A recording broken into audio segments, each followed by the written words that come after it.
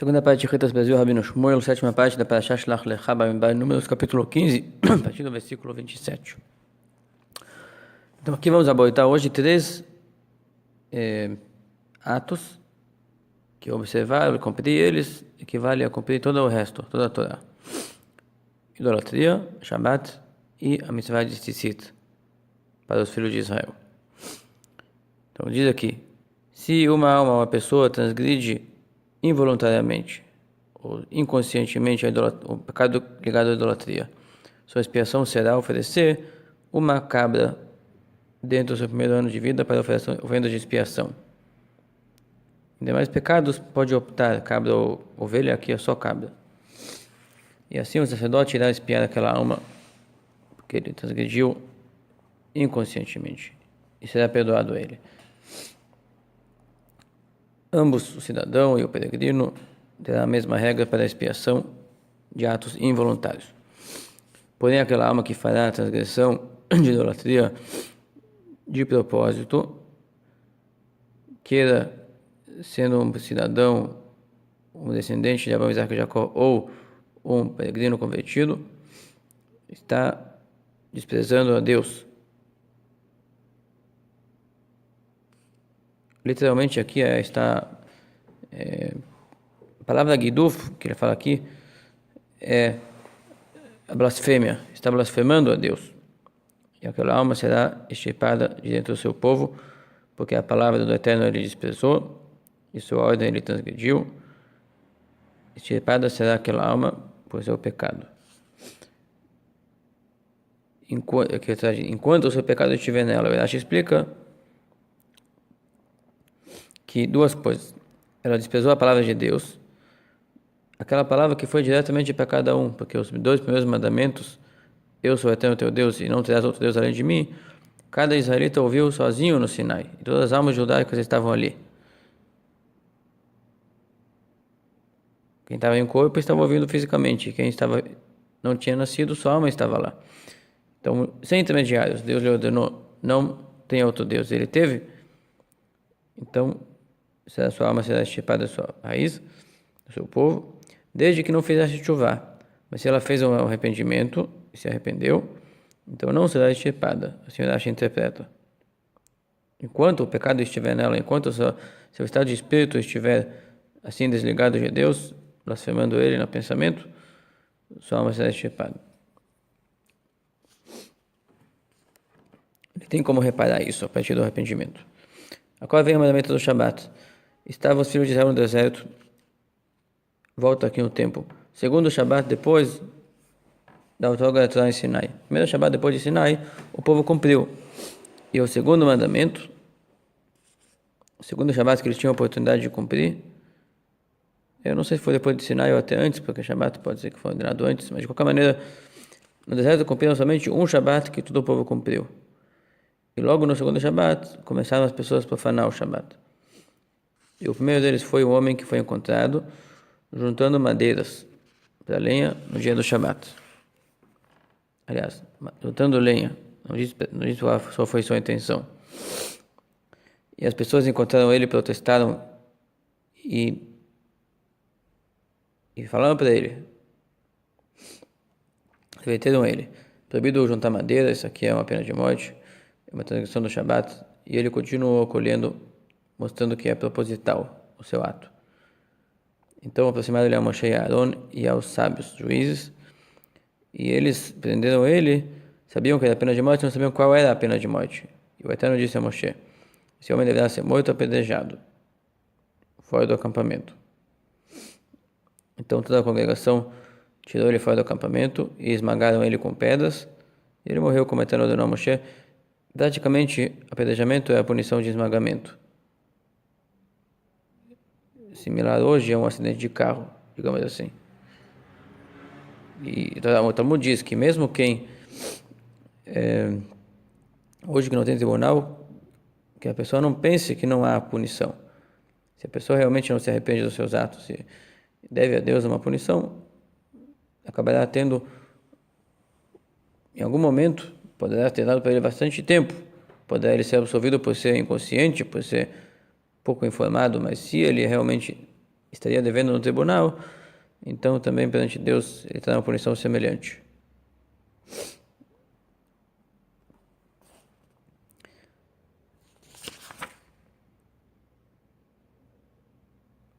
Isso em relação ao Shabat.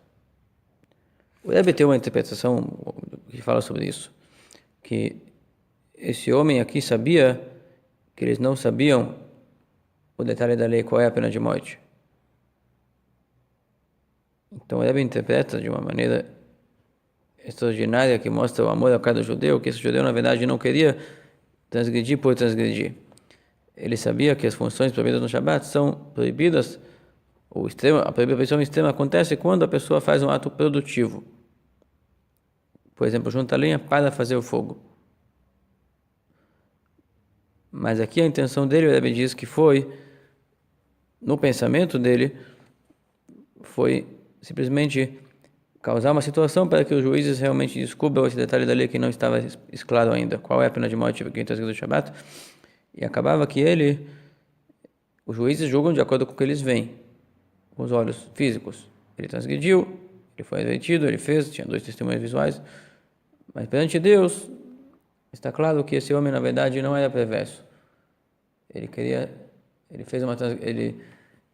fez um ato que, se for acompanhado com a intenção que ele tinha, não era a transgressão do Shabat, e a intenção dele era simplesmente revelar esse detalhe da lei, com total abnegação. Isso que me explica num discurso que mostra a maneira de julgar pelo bem sempre o próximo. Na verdade, se o Rebbe fosse juiz de alguém, então você pode ver como ele encontraria a pergunta para fazer para ele. Se ele tivesse perguntado para ele qual foi a tua intenção, ele teria que falar a verdade, que não foi para um ato produtivo, então eles não deveriam apedrejá-lo. Como não perguntaram, e Deus quis que realmente a intenção daquele homem saísse para mostrar essa lei, então acabou sendo assim que ele foi apedrejado. E seguindo aqui a mitzvah do Tetzit, terceira mitzvah comparada com todas as mitzvot. Disse o Eterno a Moshe para dizer: diga aos filhos de Israel fazer para eles franjas sobre os cantos de suas roupas para todas as suas gerações. Deve estar ali um fio azul celeste,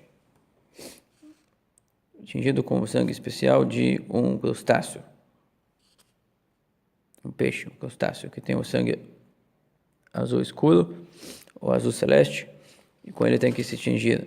E hoje se perdeu a tradição, qual é o animal e qual é a maneira certa de fazer, então nós não fazemos a cor azul. Tem uma discussão, mas o Rebbe disse que a geração de hoje não é a função dela fazer isso de qualquer maneira. Então os Hazabat não usam, mesmo que tivesse alguma opinião, não usariam um pavio azul, mas usam as franjas brancas. Como diz a Mishnah, o branco não impede o azul e o azul não impede o branco. Pode cumprir a mitzvah mesmo somente com o branco. Separam para vocês como tzitzit, como franjas. E a palavra tzitzit tem valor numérico de 600. São 8 fios em cada canto e 5 nós em cada canto. Acaba valor numérico 600, mais 8 mais 5 é 613. Serão para vocês essas franjas para uma memória do número dos mandamentos de Deus, que é 613. Vocês farão eles e não desviarão depois do coração que deseja aquilo que os olhos não enxergam. Que assim é o caminho dos pecados. A pessoa vê coisas, deseja, e depois o coração anseia por eles e acaba pecando. Esse mandamento eu lhes dou para lhes dar um reforço, para que vocês lembrem e pratiquem todos os mandamentos e sejam separados, consagrados para o Eterno vosso Deus. E Deus repete aqui: eu sou o Eterno vosso Deus, fiel para recompensar, fiel para punir. Tirei vocês do Egito, que tirei vocês da terra do Egito. Eu resgatei vocês de uma escravatura para vocês aceitarem os meus decretos, que vocês não estão completamente livres. Eu tirei vocês daquela escravidão, vocês são agora os meus servos. Para ser o vosso Deus, a Torá repete novamente: eu sou o Eterno vosso Deus. Por que repete novamente: eu sou o Eterno vosso Deus? Não diga: Deus me deu um mandamento para me dar recompensa, então eu vou optar por não praticar e não ser recompensado. Abro mão do judaísmo, abdico da aliança. Então Deus diz: como diz em Ezequiel 20, versículo 33. Aquilo que vocês dizem, seremos que nem todas as nações, faremos o desejo do nosso coração.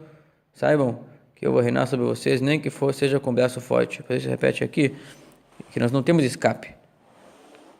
Mais cedo ou mais tarde, Deus vai nos obrigar a cumprir nosso papel dentro do mundo que Ele criou. E vai reinar sobre nós com braço forte, para aqueles que não aceitam, na boa, cumprir o seu desejo. Quer dizer, na verdade, basta Deus se revelar com milagres expostos e todos vão seguir o que Ele manda. Não precisa ser questão de punições. O forte no sentido de quebrar a consciência que se ilude, ter uma liberdade e não ter compromisso com Deus.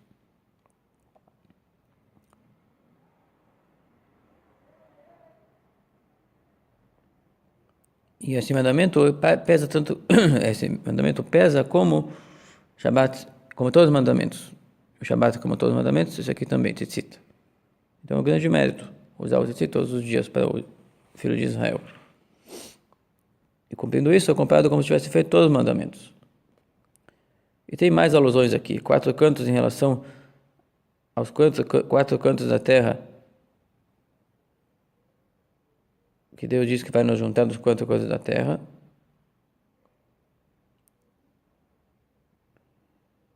E nos resgatou do Egito com 4 ações de resgate, que diz no Êxodo ali: tirarei vocês, salvarei, redimirei e tomarei vocês para mim e para a nação. Então são 4 cantos: tirar, salvar, redimir e tomar para si. O fio azul indica a praga dos primogênitos que foi feita de noite, com a cor do céu escuro.